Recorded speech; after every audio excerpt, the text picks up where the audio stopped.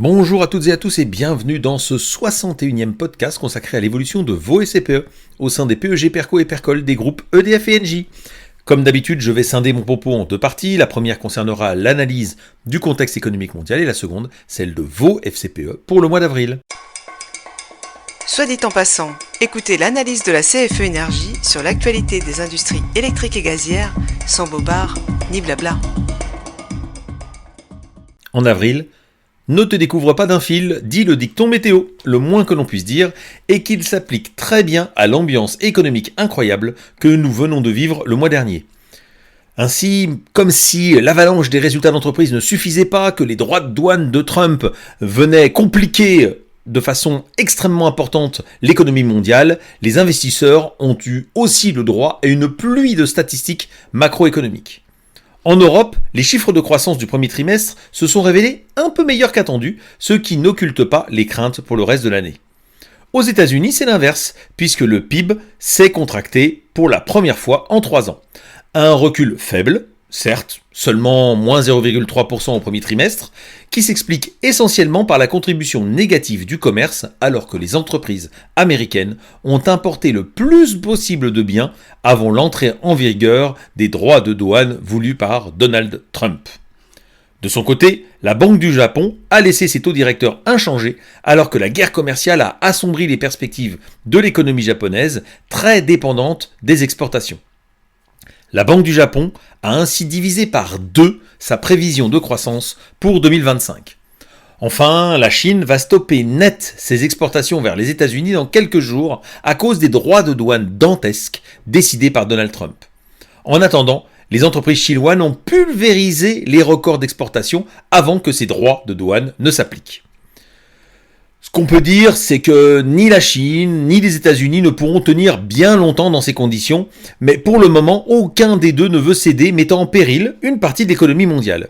Gageons que les négociations à venir entre les deux pays finiront par trouver une issue favorable et que Donald Trump finira par écouter les grosses entreprises exportatrices et technologiques de son pays qui vont se retrouver prises à la gorge.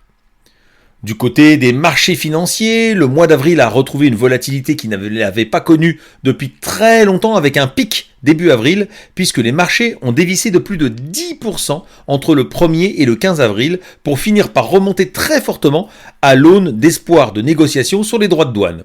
En langage boursier, on appelle ça un flash crack. Ainsi, le CAC 40 et l'Eurostoxx 600 limitent clairement la casse en perdant entre 1 et 3% sur le mois d'avril, alors que le Dow Jones termine un peu plus bas avec une baisse supérieure à 3%. De son côté, le Nasdaq gagne 1,5% après avoir perdu jusqu'à 13% la première semaine du mois d'avril, et le MSCI World gagne 0,7% sur ce même mois. Pour finir, l'euro continue sa belle progression avec un gain important de presque 5% à la faveur de la perte de crédibilité de la monnaie américaine, concernant la politique économique de Donald Trump. Venons-en donc maintenant à nos FCPE, dont l'évolution est assez disparate selon l'impact des droits de douane sur les actifs qu'ils contiennent. Une fois n'est pas coutume, ce sont les petites et moyennes entreprises cotées qui mènent le bal. Moins tributaires des exportations vers les États-Unis, elles finissent sur une note positive. Ainsi, J'épargne Action Croissance sur le PEG et Sélection des NCA Euro PME sur le PERCOL Engie gagnent respectivement 1,7 et 1%. A l'inverse, les FCPE contenant des grosses entreprises exportatrices perdent du terrain.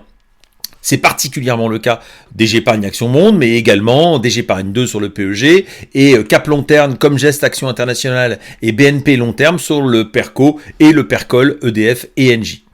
Ils perdent tous entre 1 et 4% pour J'épargne Action Monde sur le seul mois d'avril.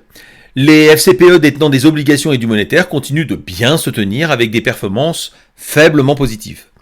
Pour terminer, un petit focus sur Link Multiple, accessible uniquement aux salariés du groupe Engie qui progresse encore de 17%, soit près de 70% depuis le début de l'année. Ce FCPE qui multiplie la performance boursière du groupe Engie bénéficie du parcours remarquable de l'entreprise en bourse depuis le début de l'année suite à des résultats et des perspectives très bonnes. Voilà, c'est fini pour ce mois-ci, un podcast effectivement là aussi un peu plus long, et on se retrouve très bientôt pour un nouveau podcast de la CFE-CGC. Merci, au revoir.